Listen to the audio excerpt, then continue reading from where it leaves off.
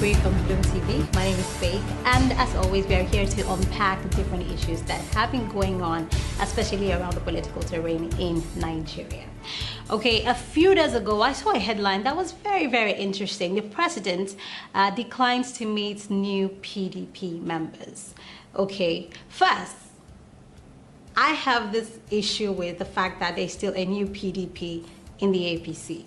I mean, if you're part of the APC, you're either part of the APC or you're not.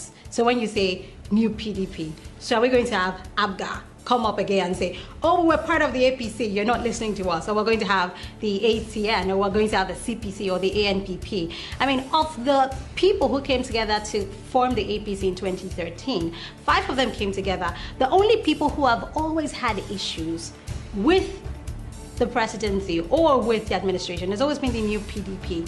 Why? Well, they say that they have not been acknowledged, they have not been appreciated for their sacrifice. They actually said, well, actually, the presidency went to the CPC, the vice presidency went to the ACN. I mean, they should actually get something.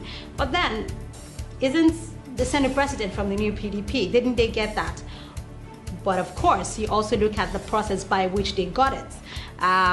The party has never really been in support of the Senate president being the Senate president. So he had to, have a tete-a-tete with the opposition. So that even though the party makes up the majority in the National Assembly, it's almost like the president is dealing with the opposition at every turn.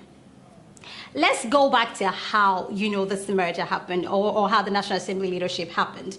Okay, where the Senate president, who is a member of the new PDP, emerged as the Senate president.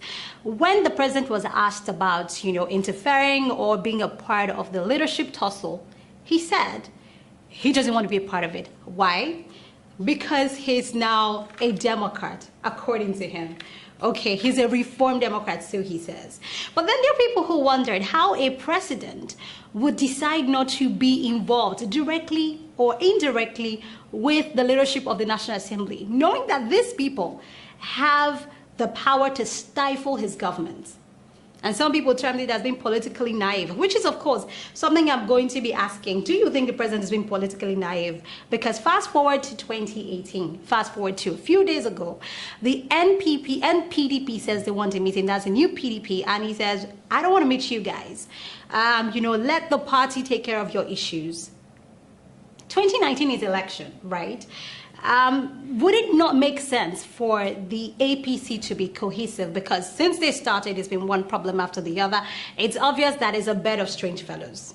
Okay, so it would make sense for the president to try to resolve this. He did appoint the former governor of Lagos State, the national leader of the party, that is, Asiwaju Bola Ahmed Tinubu, to reconcile members. But people said, he's part of the problem. How can he reconcile anybody? And that, of course, didn't happen. We could see it play out during the World Congresses. And now he's saying he's not meeting them again. It is interesting, though, that in new PDP, of course, there has a chairman, that is Alhaji Kawu Baraje. They have threatened to leave. Will they go with their threat? Will they stay in the APC? The PDP is already trying to woo them, so we'll see how that plays out. But Senator Shehu Sani says they've packed their bags, they had the departure lounge, and they're ready to leave. While, of course, Governor of Kaduna State, El-Rufai, says, we don't care if you guys leave. You won't do anything to us. Is the president playing with his 2019 ambition or not with this particular move again? The APC convention, and it would definitely show us what is going on in the party. We definitely have this view of Adams Oshiomhole winning the national chairmanship. It's been tipped in his favor. There are people who have dropped out for him. Will he be able to reconcile the party now or not? Some people said John Odege Oyegun did more to divide the party than ever. But is that solely John Odege Oyegun's fault? Is that solely Asiwaju Bola Ahmed Tinubu's fault? Or is it the president's fault that is being unable to put his party together? We are going to get into another conversation on the budget, and that is also something that would show the problems the president has had constantly with not interfering with the National Assembly or interfering with different factions, because he's had problems at every turn, whether it is confirming appointments or even, being able to pass a budget. And again, we are at the same issues that has plagued the budget from the inception of the APC up until now. Stick around. We're going to get into that conversation right after this. You're watching The Brief on Bloom TV.